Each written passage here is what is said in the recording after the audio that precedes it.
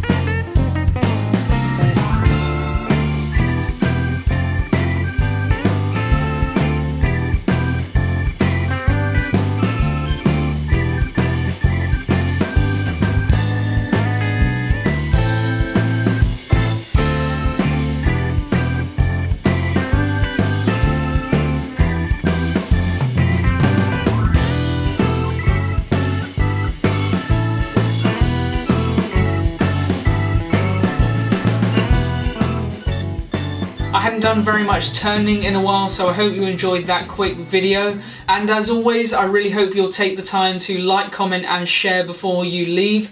And if you're new to this woodwork, I really hope you'll take the time to subscribe to my channel. I've got loads more woodworking and wood turning related videos which I really hope you'll enjoy. Thanks for watching everyone. I'll see you as soon as I possibly can. Take care. Bye bye.